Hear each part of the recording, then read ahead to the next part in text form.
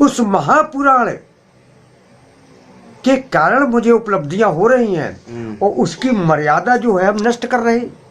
अच्छा, एक और चीज बताइए हैं? कि ये मर्यादा नष्ट इसलिए क्यों हो रही? क्योंकि अब ऐसा है कि ये पहले जितना परिश्रम करने वाले भी कलाकार, आपने भी अपने आप सीखा, स्वयंभू सीखा। हाँ। लेकिन कहीं ना कहीं उस समय के जो कलाकार थे उनका कहीं ना कहीं अनुकरण किया होगा आपने। चलने का अनुकरण, खड़े होने का अनुकरण और बात करने का अनुकरण, प्रस्तुति देने का अनुकरण कहीं ना कहीं था। क्योंकि उस समय कलाकार कहीं ना कहीं से प्रशिक्षण लेके आते थे तो वो पब्लिक को बांधने में सक्षम होते थे। आज जब अभिनय की क्वालिटी नहीं है मंच पर, पब्लिक को बांधने की क्षमताएं नहीं, तो पब्लिक तो डांस देखेगी। आज का समाज केवल नृत्य, हाँ, नृत्य देख रहा है तो उसका कहीं ये कारण तो नहीं कि जो कलाकार है बाकी के, उनके अभिनय में वो क्षमता नहीं कि पब्लिक को बांध सके, पब्लिक को आकर्षित कर सके। हाँ, तो नृत्य की तरफ पब्लिक जाएगी। बहुत अच्छा कहा आपने जी, बहुत अच्छा प्रश्न किया, बहुत अच्छी बात पूछी हमसे। जो हम कहना चाहते थे कि समय का अभाव, जो मुख्य संवादी है या पात्र हैं उनके लिए समय का अभाव रहता है और समय की बहुतायत केवल नर्तक को होती है। युवा पीढ़ी है, जो नई पीढ़ी है, वो केवल नाच की शौकीन है, नृत्य कला की ओर उसका आकर्षण अधिक है।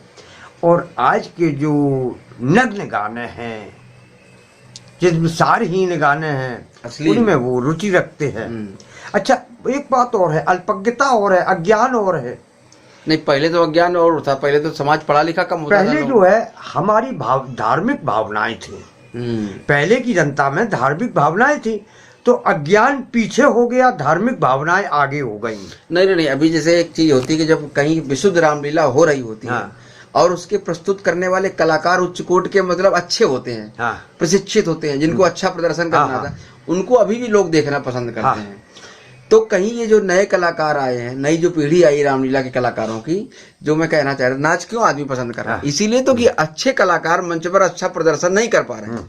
आज अगर देखा जाए, पूरे दशहरे के इतने कार्यक्रम अभी होने वाले हैं, दशहरे के 7 कांड की रामलीला को प्रस्तुत करने वाले पूरे कानपुर, औरैया, इटावा मिलाकर कितने कलाकार हैं? अरे बहुत कम संख्या है। और अगर मान लिया जाए सब मिला के 100 दशहरे हो रहे हैं और एक मंच पर प्रतिदिन 7 कलाकार चाहिए कम से कम, पूरा प्रदर्शन राम लक्ष्मण के अलावा चाहिए 10 कलाकार चाहिए, तो 1000 कलाकार हो गया। क्या 1000 कलाकार 7 कांड का है पूरे? नहीं है।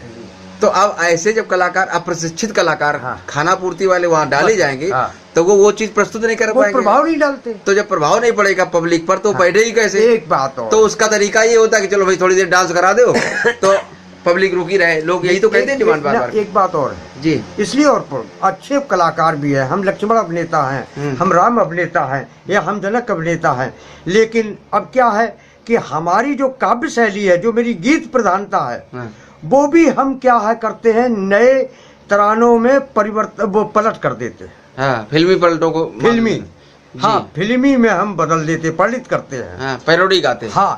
तो उसको होता क्या है, एक्चुअलिटी तो आती नहीं। जो वास्तविकता है, जो उस तराने को जिस प्रकार से गाया गया है, वो तो नहीं आती है इनके। और ना इनको इस बात का ज्ञान है कि हमारी जो है, देखिए कोई भी छंद या गीत या लिखा जाता है तो उनकी मात्राओं का होता है, या आकाश वो या माता राजभान सलगम सूत्र लगता है दीर्घ लघु, दीर्घ लघु, ये जो है उनकी मात्राएं होती हैं। जैसे चौपाई में 16 मात्राएं प्रत्येक चरण में होती हैं, तो उस प्रकार से इनको मात्राओं का तो ज्ञान होता नहीं, और गीत लिखने को बैठ जाते, उसकी पलट तैयार कर देते हैं, तो वो बनता तो है नहीं, लेकिन गाना स्वीकार है। हमें लगता है कि बढ़िया गा रहे हैं, जबकि हो अच्छा हमें खुद लगता है कि हम अच्छा गा रहे हैं, लेकिन वो प्रभावहीन होता है। तो वो मतलब कई बातें। और दूसरी बात और ये, मानस का अध्ययन कोई कलाकार अब भी नहीं करना चाहता, और 7 कांड की लीला करने वाले, उनको मानस को ऐसे मान के चलिए जैसे इसको मानस को पी लिया, ऐसी तैयारी होनी चाहिए। मानस को पीने वाला ही 7 कांडों का कलाकार हो सकता है। जी, तो कुल मिलाकर के आज के कलाकार को अच्छे प्रशिक्षण की जरूरत है बहुत। एक बात, सबसे पहले अपनी साधना और लगन, 2 बातें, और सच्चरित्रता, आज का हमने देखा है जो कि आज का जो कलाकार वो अपने मूल चरित्र से गिरा हुआ है, चरित्रवान नहीं है। हमने ये देखा छोटे छोटे बच्चों की दृष्टि दोष है, तो ये नहीं होना चाहिए। हम राम का अभिनय करते हैं, हम रावण का अभिनय नहीं करना चाहते हैं। ये पहले नहीं था क्या? पहले नहीं था। अच्छा, पहले ये नहीं था, पहले आदर्श भाव था। पहले आदर्श भाव था, मेरे समय में आदर्श भाव था। माताएं मेरी बिल्कुल ऐसे बैठ के लाइन पंक्ति वक्त ऐसे बैठती थी, बल्कि समाज में माताएं और हमारे भाई लोग एक साथ भी कभी कभी बैठते हैं, लेकिन कभी भी किसी प्रकार का जो है उपद्रव शोरगुल नहीं होता था। अरे हमने तो उस समय भी रामलीला एक दो बार की जब माइक नहीं था। माइक बिना माइक के भी बिना माइक के यहाँ फगुन में हुई थी रामलीला। जब पहली बार आप राम बने थे? पहली बार राम बने थे। तब माइक नहीं लगता था? सन 63 की बात, वो 67 की। हाँ, उस समय की बात है, माइक नहीं था। फिर तिवारी जो है ये इन्होंने माइक लाए थे, ऊपर साउंड कैचर एक टांग दिया गया था, बाद में वो टांग दिया जाता था, उसी के नीचे खड़े होके बोलो ऊपर मुंह करके, तो उसमें आवाज वो कैच करता। तब ये पता लगा था कि देखो अब आवाज बहुत दूर तक जाने लगी। तो सब पहली बार ये हुआ था। अच्छा, और थोड़ा सा कानपुर की रामलीला, ये जो रामलीला इधर है 4-5 जिलों में कुछ ज्यादा प्रभावित है, इसका क्या कारण है? ये कानपुर की शैली रामलीला है, लक्ष्मण परशुराम संवाद है, धनुष भंग है, ये इधर 4-5 जिलों में, औरैया में, कुछ इटावा में, कुछ कन्नौज में, थोड़ा सा इधर उन्नाव में, और इधर फतेहपुर बांदा, चित्रकूट तक सीमित है। ये बाकी इसका विस्तार और ज्यादा क्यों नहीं हुआ? और इतने जिलों में ज्यादा है, ये पूरे साल कार्यक्रम होते रहते हैं। उसका कारण है जी, उसका कारण ये है कि हमारा ये जो क्षेत्र है, ये कलात्मक क्षेत्र है, ब्रजभूमि और अवध भूमि का संगम है ये। हाँ, ये दोनों का मिश्रण क्षेत्र है। इसके बाद जो है उधर इसका प्रभाव नहीं है ज्यादा। ये कलात्मक, और यहाँ जहाँ भगवान की कार्यस्थली हो, क्रीड़ा स्थल रहा हो, वहाँ तो भैया ये प्रेम भावना है, कला प्रिय। भगवान तो कला प्रिय थे, मर्यादा प्रिय। नहीं, रामलीलाएं तो वाले अयोध्या के आसपास भी खूब होती है, वहाँ भी मंडलियाँ हैं, कार्यक्रम। लेकिन ये जो धनुष भंग का प्रकरण है, ये क्यों ज्यादा पॉपुलर हुआ? उसका ये कारण है कि हमारे इन जिलों में और रामलीला की अपेक्षा परशुराम लक्ष्मण संवाद या संवादी प्रोग्राम को ज्यादा महत्व देते हैं। संवादी प्रोग्राम को क्यों महत्व देते हैं? इसलिए महत्व देते हैं कि ये तर्क शैली पर होता और गहराई तक तर्क जाता है। तो जिस चीज को हम लोग समाज के लोग नहीं पढ़ पाते हैं, जिन चीजों तक हम नहीं पहुंच सकते, पुस्तकें हम नहीं खरीद पाते हैं, उन चीजों को हम लक्ष्मण परशुराम के द्वारा या रावण बाणासुर के द्वारा या अंगद रावण के द्वारा, इस प्रकार से जो विशेष तौर पर लक्ष्मण परशुराम संवाद, ये जो मुख्य चीज है। तो आपको मालूम है कहाँ से रामलीला हुई, इतना परवान चढ़ी रामलीला, कहाँ पहुंची, ये सब बताएंगे? कुछ है जानकारी आपको? रामलीला इटावा जनपद में लखना स्टेट की रामलीला सबसे पुरानी रामलीला रही। अच्छा, ये इटावा की। हाँ। वैसे ये रामलीला जो कानपुर शैली की, इसकी शुरुआत कहाँ से? ये कानपुर शैली की जो रामलीला, ये लक्ष्मण परशुराम संवाद, धनुष भंग, ये व्यवसायिक जो मंडलियां शुरू हुई। अच्छा। हाँ, व्यवसायिक रामलीला की। ये व्यवसायिक रामलीला जो है, ये सबसे पहले यहाँ अपने इटावा जनपद में औरैया से प्रारंभ हुई। ये कानपुर की रामलीला कहाँ शुरू हुई? कानपुर की रामलीला सबसे पहले पुरानी रामलीला होती थी वहाँ कानपुर में परेड से। जी, पहले रामलीला परेड जो वहाँ के स्थानीय लोग करते थे। वहाँ के स्थानीय लोग कराते थे। पुरानी रामलीला, पुराना कानपुर को बोलते हैं। तो परेड से शुरू होती थी। इसके बाद दूसरी जगह शास्त्री नगर जो नया ये कॉलोनी बनी, तो वहाँ पर इसकी स्थापना। दूसरी जगह तो कैलाश मंदिर में हुई रामलीला। हाँ, कैलाश मंदिर। हाँ, दूसरी रामलीला वहाँ से है। वहाँ पर पर धीरे धीरे जो है रामलीला की तो ऐसे होने लगी। ये जो व्यवसायिक मंडलियां थी, व्यवसाय का जो मंडली बना के चलते थे, व्यवसायिक मंडली क्या है, यहाँ पर जो है पहले बड़े बड़े जो मंडलाधीश थे, जैसे राम बाबू पांडे थे जी, हाँ, राम कुमार गुप्ता थे। इस प्रकार से व्यवसायिक मंडल चलाते थे। आप जब शुरू हुए तो कौन सी मंडली चल रही थी आपके सामने? हमारे सामने तो जो है राम बाबू पांडे की चलती थी। आपको बुलाया इन लोगों ने कभी? आपके पार्ट? हाँ, राम बाबू पांडे ने हमको बुलाया। अच्छा। हाँ, ये पांडे थे, वहाँ रहते थे भूसा टोली। तो फिर उनका मर्डर हो गया। ये तो बॉम्बे वगैरह सब जगह जाते थे, बाहर बड़ी बड़ी दूर जाते थे। और ये महीनों क्या, इनकी पूरे वर्ष रामलीला चला करती थी। जिस प्रकार से ये वृंदावन के रास मंडल चलाते हैं, इसी तरह से इसी प्रकार से ये घूमते रहते, दरभंगा जैसे घूमते हैं, इसी प्रकार से ये घूमा करते थे। अच्छा, इन्होंने हमें मंडल में रखने के लिए बड़ा प्रयास किया कि आप जो है हमारे मंडल में बराबर बने रहो। लेकिन हमें तो केवल एक दिन का बड़ा यही संवाद ज्यादा प्रिय था, तो हम इसी के अनुरागी रहे और भैया के बड़े अनुरागी रहे, राम प्रिय थे हम। हमें जो है अपने भैया का जो है चरित्र बहुत अच्छा लगता था, तो इसलिए हम उनका सानिध्य प्राप्त करना चाहते थे। और बनवासी लीला में हमारा विराग भी हो सकता था, इनसे वियोग भी हो सकता था कि हम कहो अकेले हो जाए। अच्छा, ये एक भाव रहता था। हाँ। अच्छा। तो हम अकेले नहीं रहना चाहते। दो चीजें हमें बहुत अच्छी लगती थी। कन्हैया लाल जी का भी मंडल चलता था उस समय? कन्हैया लाल जी, वो कन्हैया लाल जो राष्ट्रपुर के, हाँ, उनकी मंडली थी आपके समय पर? नहीं, उनका जो है हम सानिध्य तो नहीं हमें मिला। रूपराम जी का? हाँ, उनका मिला। रूपराम जी का? उनका मिला, रूपराम जी का मिला। और ये पथिक जी का मिला। पथिक जी कौन? पथिक लक्ष्मण। अच्छा, राम बाबू पथिक। हाँ, राम बाबू पथिक राम बाबू की मंडली में थे। हाँ, वो भी। हाँ। और राम बहादुर जी की मंडली चलती थी? राम बहादुर वो भी मिले। और ये विमलेश जी, समझे, वीरेश जी। वीरेश लक्ष्मण को तुम नहीं जानते होगे। सुना है ना, हमने उनकी किताब है। बिल्दौर के थे, बहुत बढ़िया लक्ष्मण थे उस समय। धुआंधार, उमा जी, वीरेश, लाल, रमाकांत। रमाकांत कौन? रमाकांत एक कानपुर में थे, लौजड़ी शुक्ला। हाँ, शुक्ला। अच्छा, इनके पास। हाँ, लौजड़ी, उनको कहते शुक्ला जी थे। तो उस समय यही लोग चलते थे। इधर फिर इटावा के लोगों में हमारे औरैया जिले के, अब इस समय औरैया हो गया, पहले इटावा था। इटावा जिले में महेश थे दीक्षित। हाँ, परशुराम दीक्षित यहाँ के थे? नहीं, परशुराम दीक्षित थे यहाँ की निवाड़ी के बाद की बात। पहले बिरोधी के थे और विदेशी जी थे यहाँ के भरसैन के। भरसैन के थे परशुराम जी, जो हमारे भरसैन के परशुराम के अलावा फिर किसी ने भी जो है आज तक उनके उसको नहीं पाया, आज तक उस स्वरूप को नहीं पाया।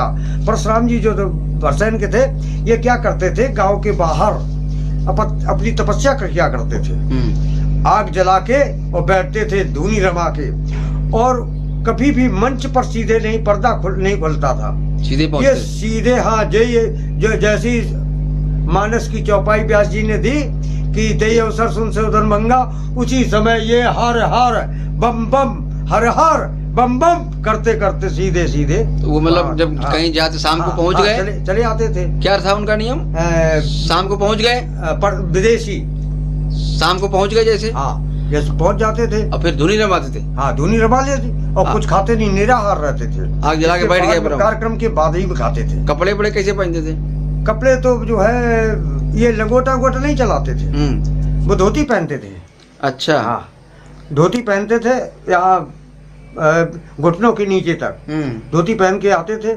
और जो है बागंबर, उस समय वृक्षाला रखते थे अपने हाथ में। अच्छा। उसी से जो आशीर्वाद देते सबको। विदेशी कहाँ के थे, क्या नाम बताया? भरसैन के थे। अच्छा। हाँ।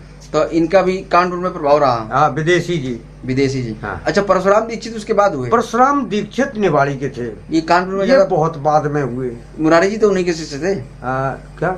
मुरारी जी। हाँ, मुरारी जी बाद में हुए। अच्छा। ये विदेशी जी के बाद में परशुराम में, यहाँ पहले इटावा के ही परशुराम प्रसिद्ध थे। हाँ। इसके बाद जो है यहाँ अगर फिर ये भरसैन वाले परशुराम से के शिष्य थे ये शिवली के शिवदत्त लाल जी। वो तो चंद्रबली के थे से। हाँ, चंद्रबली त्रिपाठी के शिष्य थे। वो बाद में हुए। अच्छा। हाँ, इन्हीं से उन्होंने प्रेरणा ली और इन्हीं से उन्होंने पहले सीखा। ये शिवली की शिवदत्त लाल जी ने भरसन वालों से, फिर वो चंद्रबली के हो गए शिष्य, और वहां से फिर उनका अच्छा कानपुर से ही चमक दमक शुरू हुई रामलीला की। हाँ, इन्होंने जांगिया पहनना, समझे, और बड़ी बड़ी जटाएं रखना, ये सारे परिवेश बनाना कानपुर से ही चला, शिवदत्त लाल से। हाँ। अच्छा, ये स्वरूप कितना माफिक है? ये जो स्वरूप है परशुराम का, ये कितना उपयुक्त स्वरूप है रामलीला के? वैसे हम बताए, वैसे आधा है मेरे हिसाब से। स्वरूप में तो जो है परशुराम को तो जो सन्यासी हैं, एक योगी हैं, उनको दाढ़ी और मूछ ये सब शोभा देता है। तो अब ये जो है धोती क्लीन चलते, और धोती है, और धोती पहनना चाहिए इनको। तो लेकिन ये कभी विरोध नहीं हुआ? इतने दिनों से चल रहा, बड़ा प्रसिद्ध भी हुई परशुरामी कानपुर की। नहीं, देखिए ऐसा कहीं कहीं बहुत जहाँ विशेष सभ्यता का वो है, वहाँ पर आज भी इसका प्रतिरोध किया जाता है। अच्छा, आपने अपने मंचों पे देखा कभी इस तरह का विरोध हुआ कि भैया ये परशुराम जी क्या पहने हैं? कभी देखा? आपके सामने आई बात कभी? हमारे सामने जो है एक बार ये हम गए थे बांदा जिले में। बांदा जिले में गिरवा थाना पड़ता है, वहाँ पर गए हम। परशुरामी की थी, और यहाँ के परशुराम गए लाल जी, कानपुर के लाल जी। हाँ, लाल जी दुबे परशुराम थे। हाँ, परशुरामी करते थे। तो ये गए, अब जैसे ही इन्होंने चड्डी पहन दी, जांगिया लगा के ये मंच पर गए, तो वहाँ की कमेटी वालों ने कहा पर्दा गिराओ, पर्दा गिराओ, पर्दा गिराओ। अच्छा। हाँ, तो अब वहाँ बात क्या हो गई, क्या बात हो गई कि अरे परशुराम नंगा बैठा है, यहाँ हमारी माताएं बहनें बैठी हैं। तो तब उनको जांगिया के ऊपर धोती पहनाई गई थी। अच्छा। अगर परशुरामी करना है तो इस हिसाब से करिए। तो वहाँ विरोध हुआ। हाँ। लेकिन ये विरोध बहुत ज्यादा मुखर नहीं हो पाया। ज्यादा मुख्ता इसलिए नहीं हो पाया कि इस पर विशेष ध्यान नहीं दिया गया। और वैसे उस समय का जमाना था पहलवानी का, तो ऐसा तो नहीं कि पहलवान रांगे दिखाने का ये सब। हाँ हाँ, बस यही एक मुख्य है। इन्होंने अपने जो है स्फूर्त और अपने उस तेज को न रख करके इन्होंने अपने शरीर के जो है स्थूल काया को दिखाया, इसका प्रदर्शन किया गया। समाज ने स्वीकार भी किया। हाँ, शक्ति वाले अच्छे जो है, हमारी जांघें अच्छी हैं, हमारा स्वास्थ्य अच्छा है, हाँ, बॉडी सुंदर है, इसको देखिए। हाँ, हम तखत तोड़ देंगे। पहले तखत तोड़ने की बड़ी प्रथा थी, वो परशुराम बहुत अच्छा माना जाता था। हाँ, जिसने बम बम करके और जहाँ एक पैर मारा तो वहाँ तखत टूट गया। तो क्या परशुरामी करते थे कि मुचटियाएं करते थे? हाँ, तो ये सब नुकसान के प्रति। देखिए ऐसा है, समाज में कोई नुकसान हो जाए वो अच्छा नहीं होता है। अच्छा, आज ऐसा माहौल बन गया है कि अब अगर कोई परशुराम धोती पहन के शुरू भी होता है, हाँ, तो उसका समाज कहते हैं ये यार परशुराम कैसे हैं? अब तो ये हो गया। देखिए एक बात बता दें, आज अगर कोई लड़की है, जैसे गरीब की लड़की है, और वो गरीब की लड़की अगर जैसे कहीं उसका ब्लाउज फटा है या धोती फटी है, तो उसको सब लोग समाज के क्या कहेंगे, देखो कैसी उभरानी है, इसका दिमाग खराब है, प्रदर्शन कर रही। और अगर वही पैसे वाले की लड़की है तो वो क्या है, वो फैशन है, चाहे वो अर्धनग्न हो तो फैशन में आ जाएगी। तो वही स्थिति वहाँ होती है कि ये अब प्रदर्शन में आ गया, फैशन में है, बिल्कुल फैशन में आ गया। अगर परशुराम की प्रवेश ऐसा नहीं है तो परशुराम नहीं। अब देखिए और बताएं, आज के स्वरूपों के, आज के राम लक्ष्मण नहीं लगते हैं।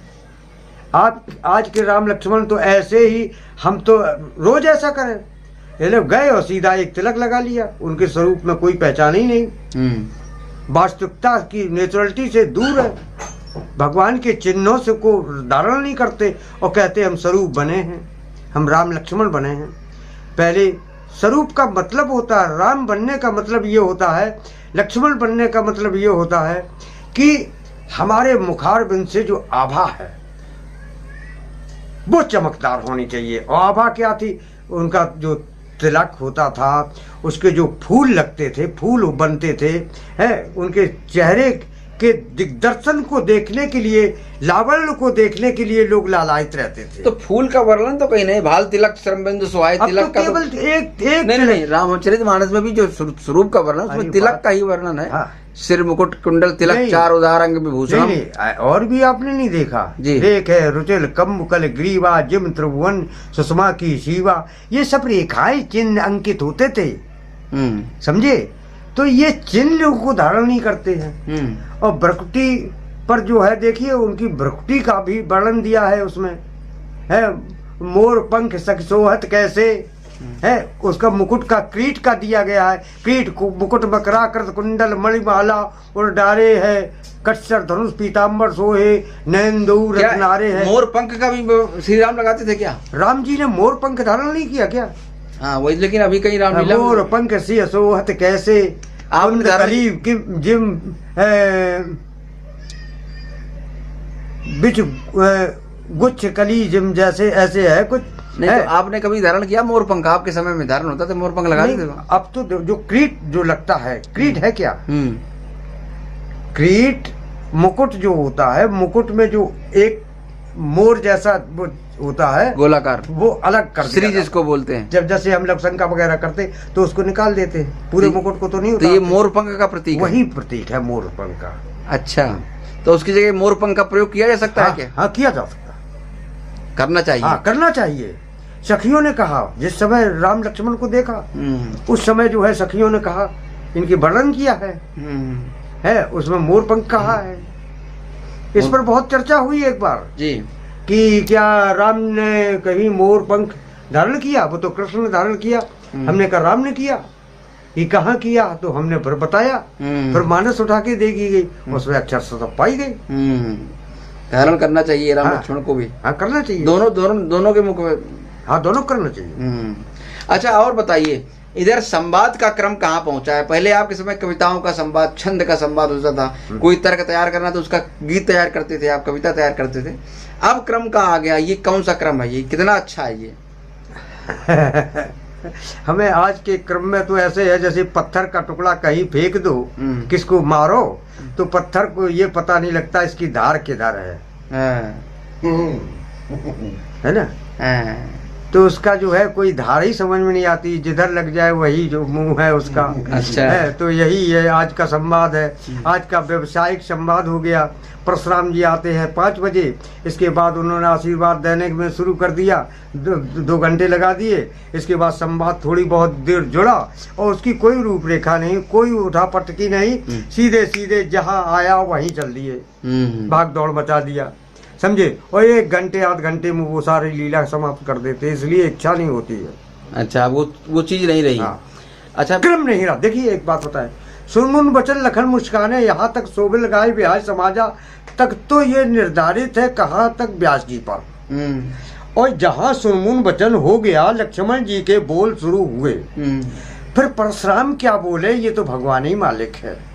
व्यास जी चले जाते हैं उठ करके। व्यास जी तो अपने जब चले जाते, रामायण को उसके जो है पैर छू लिए और बस वो अंदर चले गए, बीड़ी बीड़ी पीने लगे, मसाला खाने लगे। तो ये आज की क्रिया हो गई। संवाद का कोई मुंह नहीं। क्या पहले भी व्यास जी चले जाते थे? पहले नहीं ऐसा था। पहले तो समाप्ति तक व्यास जी जब तक जय जय रघुवंश बनज बन भानु, जब तक ये नहीं हो जाता था आखिरी। तो क्या उस समय 2 व्यास रहते थे क्या? एक व्यास वाचक होता था, एक जो है मानस कहता था, और एक उसका टीका करता था खड़े होके। ये टीकाकार कब से खत्म हो गए? टीकाकार पहले बहुत सुनने को मिलते थे। टीकाकार पहले होते थे, अब टीकाकार खत्म कर दिए। ये करीब करीब सन 77-78 के बाद से खत्म कर दिए। एक कलाकार की मंडलाधीश का कम हो गया, उसका लोड कम हो गया पैसे का, एक कम। अब सदानंद खत्म हो गया। अच्छा, और गांव के लोग होते थे टीकाकार, जो गांव में मानस प्रिय होते थे, बड़े बड़े अच्छे विद्वान होते थे, तो वो खड़े होके जो है बाद में टीका करते थे। वो राम जी संध्या, राम लक्ष्मण भगवान गुरु जी के आदेश को मान करके संध्या करने के लिए जा रहे हैं, इस प्रकार से वो टीका करते थे। अब कुछ नहीं, अब क्या कर रहे हैं क्या नहीं। एक बार हम गए जालौन जिले में, बड़ी अच्छी बात है, जालौन जिले में गए पाठ करने के लिए। तो वहाँ पर क्या हुआ, वहाँ की लीला क्या बताएं, पता नहीं कभी हुआ। जैसे ही हम लोग पहुँचे तो वहाँ कहा कि देखो भाई खेल वाले आए गए। पहले तो उनके शब्द ये थे कि देखो सब लोग चलो खेल वाले आए गए। खेल वाले जैसे हम लोग कोई बंजारा अंजारा का खेल खेलने वाले हो, तो उन्हें रामलीला और खेल वालों में कोई अंतर नहीं दिखाई दिया है। तो वहाँ पहुँच गए, कोई बात नहीं, नाश्ता पानी हुआ, शाम को कार्यक्रम लगा। तो वहाँ ये कहे कि देखो भाई सब लोग जो है एक जैसे लगते हो। जो पहले बोले वो पहले ये कहे कि देखो अब हम राम बोल रहे हैं, समझे? तो फिर बोले जो लक्ष्मण है तो लक्ष्मण बोले कि हम लक्ष्मण हैं और हम बोल रहे हैं। जनक है तो जनक कहे कि हम जनक हैं, हम बोल रहे हैं। यानी जो भी पात्र आए पहले अपना ये घोषणा करे कि हम फलाने हैं और हम बोल रहे हैं। कि तुम लोग एक जैसे लगते हो, पता ही नहीं चलता कि राम बोल रहे कि लक्ष्मण बोल रहे कि रावण बोल रहे, कुछ समझ नहीं आता। तो कहीं कहीं अज्ञानता इस बात की भी है, देखने को मिलती है। ये तो कहीं कहीं हो जाता। अच्छा, आज जो है एक और चीज, जिस तरह से रामलीला में ह्रास हो रहा है, लीला का ह्रास हो रहा है, कम हो रही लीला, मतलब बुलाया जाता है लीला के लिए, वो नाच का प्रदर्शन होता है, संध्या नहीं कोई सुनना चाहता है, इसका क्या कारण है? नहीं, लीला तो इसका कार्यक्षेत्र तो विस्तृत हुआ। लीला का प्रदर्शन तो बहुत हो रहा, लेकिन प्रभाव का ह्रास हो रहा। प्रभाव नहीं समझ में पड़ रहा, प्रभाव नहीं पड़ रहा। लोग इसको मनोरंजन का एक साधन मान लीलाएं तो देखो आज जो है एक गांव में कहो लगातार 4 लीलाएं हो, है महीने में 2 बार हो जाए। लीलाओं में तो वृद्धि हुई प्रदर्शन में, लेकिन जो है समाज पर प्रभाव में बहुत बड़ा नुकसान हुआ।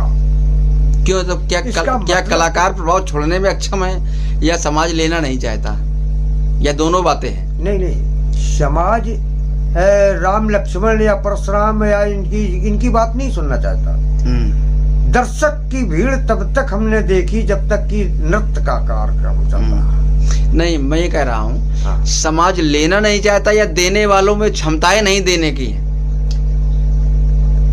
देने वालों में क्षमताएं तो बहुत है, क्षमताएं तो है, लेकिन बात यह है दिया तो उसी को जाता जो सत्पात्र हो। नहीं, कई बार ऐसा होता है ना कि आप देना चाहते हैं। एक बात बताओ, सत्पात्र हो तो थोड़े में ग्रहण कर लेता है और वो इंटरेस्ट बढ़ता जाता है, और सत्पात्र है नहीं है और तुम दे रहे हो, उड़ेल रहे हो, और वो हाथ भी अपने नहीं जो है चोली सही ढंग से नहीं फैलाए है तो वो पा भी नहीं रहा और तुम बिना मतलब में दे रहे हो। ये है स्थिति कि वक्ता तो लक्ष्मण तो या परशुराम तो प्रयास करे, लेकिन श्रोता पात्र नहीं हो। अब तो लोग देखते हैं लक्ष्मण परशुराम संवाद, तो ऐसा लगता है वो झगड़ा देखने आए, उनको ये चाहते हैं कब इनमें इतना विरोध हो कि हम एक दूसरे को देख लेंगे। तब लोग समझे कि आज बड़ा जबरदस्त हो गया। अच्छा, एक मैं उदाहरण दे रहा हूँ आपको। एक जगह लक्ष्मण परशुराम संवाद हुआ तो लक्ष्मण ने कहा, परशुराम ने कहा कि मैं तुम्हारे जैसे साहित्य पे थूक देता हूँ। तो लक्ष्मण ने कहा कि मैं तुम्हारे जैसे साहित्य पे पेशाब कर देता हूँ। तो परशुराम ने ऐसे थूक दिया, थूक करके। आप परशुराम ने कहा अब तू पेशाब कर। इसको क्या कहेंगे? ये क्या है? सब बात असभ्यता। ऐसे पात्रों से क्या अपेक्षा रखते हैं? अशिष्ट है जो अपने को जो है ज्यादा श्रेष्ठ मान करके प्रतिद्वंदी को ग्राह्य करे। बात समझिए, एक दूसरे की जो है सामंजस्यपूर्ण स्थिति नहीं है यहाँ प्रतिरोध है, प्रतिशोध की भावना है, एक दूसरे को नीचा दिखाने की भावना है और अपना प्रदर्शन श्रेष्ठ हो ये मान के चलिए। ऐसे मतलब ऐसे कलाकार तो बिल्कुल इनको तो कान पकड़ के निकाल देना चाहिए। अब हम बताएं आपको एक और उदाहरण हमारा भी सुन लो जी। ये लक्ष्मण जी खड़े बैठे और इन्हीं की बात है, इन्हीं के सामने की बात है। अब सुनते जाना। हम पुराउली गए, कार्यक्रम हमारा ठेका था। राजेंद्र त्रिपाठी थे परशुरामी में, ये थे लक्ष्मण में, हम ले गए इनको। और राम कुमार थे नदगोवा का लड़का, राम कुमार नेवादा के लड़का जो है वो राम में था। परशुराम जी आए सायंकाल में, इन्होंने कहा जो लेट आए और हम लोग मेकअप कर चुके थे सब लोग। पुरावली, ये लखनऊ के पास की बात है, महिबा के पास की। तो वहाँ पर परशुराम जी ने कहा कि ये हमारा बच्चा आया है, इसके साथ में इसको राम बना दो। तो मेरा एक कसूर रहा कि मेरा चाहे कितना भी कमजोर हो कलाकार, अगर उसने मेकअप कर लिया फिर हम बिगाड़ा नहीं उसको, हमने उसके सम्मान को जो है अपमानित नहीं किया, उसका फिर नहीं बिगाड़ेंगे। तो बोले कि इसको जो है राम बना दो। तो हम कानपुर से साथ में लाए, हमने कहा अब तो पंडित जी हमारा ये लड़का बन गया और अब हम बिगाड़ेंगे नहीं। बोले कि नहीं तुम इसको बना दो, उसका स्वरूप भी नहीं अच्छा। हमने स्वरूप हो चाहे अच्छा चाहे ना हो, हम तो इसको नहीं बिगाड़ेंगे। और हमने उसको राम बनाया, उनके लड़के को नहीं बनाया। जब कार्यक्रम जुड़ा तो पंडित जी ने क्या किया, आवेश में राम जी ने जैसे ही कहा नाथ सम्मदन भंजन हारा होये के युग दास तुम्हारा, ये अपने शब्दों को जैसी प्रस्तुति दी तो वहां पर परशुराम जी ने कई एक प्रश्नों की झड़ी लगा दी। और राम तो बेचारा कितना प्रश्न कर सकता है, उत्तर दे सकता है ज्यादा तर्कीला तो होता नहीं। राम तो गायक होता है साधारण सीधा। तो राम कुमार ने, उस बच्चे ने जो है कुछ उत्तर तो दिए लेकिन कुछ कम रहे। तो परशुराम जी ने अपने मुंह से कह दिया हम तुम्हें सुगर बना देंगे। जब तुम्हें बनना नहीं आता है, जानते नहीं हो, तो फिर क्यों बन जाते हो? हम तुमको सुगर बना देंगे, आज बना के छोड़ेंगे। ये कह दिया। तो जैसे ही ये कहा तो मुझे तो बर्दाश्त नहीं हुआ। कौन परशुराम थे? राजेंद्र पाठी, डॉक्टर साहब कानपुर के। अच्छा। तो मैंने तुरंत दाढ़ी लगाई, जबकि विश्वामित्र के दो दूसरे थे। मैंने दाढ़ी लगाई, ये देखो ये बैठे सामने प्रत्यक्ष। और हमने कहा प्यारे राम आ जाओ बैठो। हमने इन दोनों से कहा, हमने कि राम एवं सौमित्र बड़ा भ्रम हो गया। प्रणाम करने की प्रक्रिया में उसकी पद्धति को हमने अपनाने के लिए तुम्हें आदेशित कर दिया। क्यों भ्रम ये हो गया कि ब्रह्मनंदन जी आए हैं, परशुराम जी आए हैं, इनके चरणों में प्रणाम करो, आशीर्वाद ले लो। लेकिन अब मुझे पता चला है कि ये किसी दूसरी जाति विशेष से संबंध रखते परशुराम नहीं है, और जाति विशेष से संबंध रखते हैं जो विशेष पशु की पहचान जानते हैं। उस विशेष पशु की पहचान अब बता दे समाज में कि कौन जानता है। अभी इन्होंने कहा, पंडित जी ने जो कहा है कि हम सुअर बना देंगे, और सुअर बनाना या सुअर की पहचान करना एक जात का व्यक्ति ज्यादा जानता है। कौन? वो होता है भंगी, जमादार। तो ये भंगी हैं,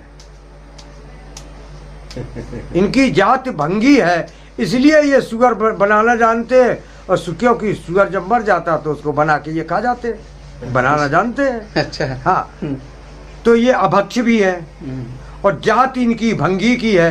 तो इनसे कैसे संवाद कराया जाए इन बालकों से? तो तुम्हें हम बताएं। ताली पिट गई और परशुराम रात भर ढक्कन और रहे बचे सुजाने उन्हें घर ही कर दो।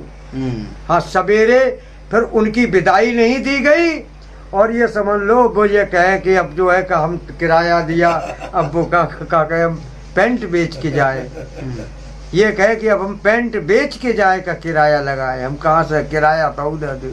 तो उनको विदाई भी नहीं दी गई, परशुराम को केवल किराया मात्र दिया गया। तो ऐसे ऐसे अपशब्दों का प्रयोग अश्लील लोग प्रयोग करते हैं। तो बताइए कैसे समाज में जो है आदर्श की स्थापना होगी। और एक उदाहरण मैं देता हूँ आपको। संवाद में लक्ष्मण ने प्रसंग रखा कि धनुष तोड़ा गया गुरु के आदेश पर। और शिष्य का ये धर्म है कि माता पिता प्रभु, माता पिता गुरु प्रभु के बानी विनय विचार करी सुख जाए। तो परशुराम जी ने कहा कि वो गुरु के आदेश को मानता ही कहाँ है। और देखो मैं प्रमाण दे रहा हूँ, अगर उसने कहीं माना हो तो हमें आप प्रमाण इसी तरह से दीजिएगा। विगत दिवस गुरु आयस पाई, संध्या करन चले दो भाई, प्राची दिशा हुए सुहावा।